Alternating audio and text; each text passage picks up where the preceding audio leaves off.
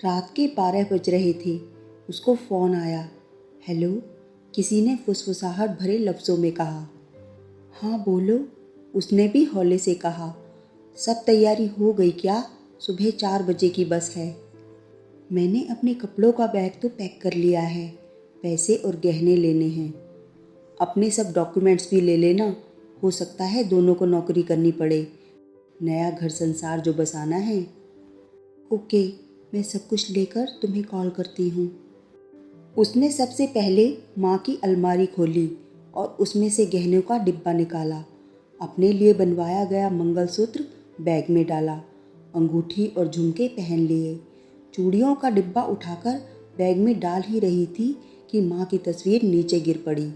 उसे याद आया, माँ की बरसों की इच्छा थी सोने का चूड़ा पहनने की। मगर जब पापा का एरियर मिला था तो जो चूड़ा बनवाया गया वो माँ ने ये कहकर उसके लिए संभाल कर रख दिया था कि जब बिट्टू इंजीनियरिंग करके नौकरी लग जाएगा तब खूब सारे बनवा लूँगी। अभी तो तेरी शादी के लिए रख देती हूँ, मेरी बेटी कितनी सुंदर लगेगी। उसने तस्वीर वापस अलमारी में रखी और चूड़ा बैग में रख लिया। अब बारी थी नकदी की। घर में 75,000 पड़े थे। पापा कल ही बैंक से एजुकेशन लोन लेकर आए थे। बिट्टू का आईआईटी का दूसरा साल चल रहा था। घर के रुपए पैसे का हिसाब और चाबी उसी के पास रहती थी। पापा हमेशा कहते हैं, पहले मैं स्टेशन पर कुली का काम करता था। जैसे ही ये पैदा हुई मेरी सरकारी नौकरी लग गई। यही मेरे भाग्य की देवी है, मेरी प्यारी बेटी। उसने अपने सभी डॉक्यूमेंट्स बैग में रख लिए।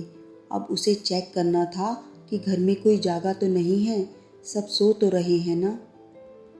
सबसे पहले उसने बिट्टू के कमरे के दरवाजे से अंदर झांका। बिट्टू अभी तक पढ़ रहा था। उसकी खाने की थाली वैसी ही ढकी पड़ी थी जैसी वो रख कर आई थी। अगले कमरे में झांका। माँ गहरी नींद में सोई थी दवा लेकर। माँ हमेशा कहती है, इस दवा में कोई तो गड़बड़ है, जो नींद बहुत आती है। ये मुई शुगर भी बुरी बीमारी है, लगकर खत्म ही नहीं होती। दरवाजे की झिर्री में से पापा दिखाई दे रहे थे। वो अपनी वर्किंग टेबल पर बैठे व्यापारियों का बही खाता तैयार कर रहे थे। अभी कुछ समय पहले ही उन्होंने ये नया काम ढूंढा था। पापा कहते हैं, कॉमर्स पढ़ा हूँ, बही खाते भूलने लगा था। चलो इससे भूलूंगा भी नहीं और एक्स्ट्रा इनकम भी हो जाएगी। सब अपने अपने काम में व्यस्त थे। वो अपने कमरे में आई और उसे फ़ोन लगाया। सब रास्ते साफ हैं, सब अपने काम में लगे हैं।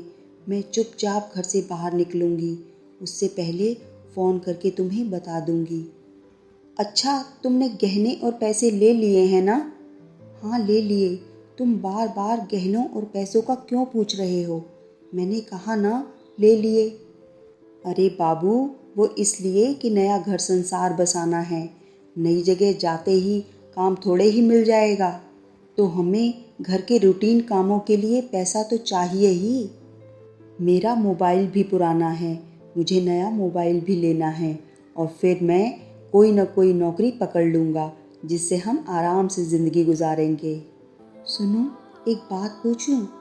क्या तुम में इतनी हिम्मत नहीं कि खुद कमाकर अपने पैसे से मुझे रख सको, खाना खिला सको? ऐसी बात नहीं है बाबू, तुम बिन रहा नहीं जाता और हम जाते ही मंदिर में शादी कर लेंगे और जब काम मिलेगा तो आराम से जिएंगे ना। सुनो, तुम एक काम करो, अभी भागने का प्लान कैंसिल करते हैं। पहले तुम काम करो और इतना पैसा कमाकर इकट्ठा कर लो कि 2 महीने तक काम ना भी मिले तो हमें भूखों मरने की नौबत ना आए। जैसे ही तुम पैसा इकट्ठा कर लोगे हम भाग चलेंगे, तब तक इंतज़ार करो। 2 महीने तक न कर पाए तो मुझे भूल जाना। अरे बाबू, बात तो सुनो, मेरी बात। लड़की ने फ़ोन काट दिया। वो अपने पिता के कमरे के पास आई। वो अभी भी बही खाता कर रहे थे। उसने दरवाज़ा खटखटाया। क्या बात है बेटी, सोई नहीं तुम? पापा, एक बात कहनी है। कहो बेटा। पापा, जब तक बिट्टू की पढ़ाई पूरी ना हो जाए मैं नौकरी करना चाहती हूँ। मेरी पढ़ाई पूरी हो चुकी है, घर में बेकार बैठने से क्या फ़ायदा। घर में कुछ रुपए जुड़ेंगे ही।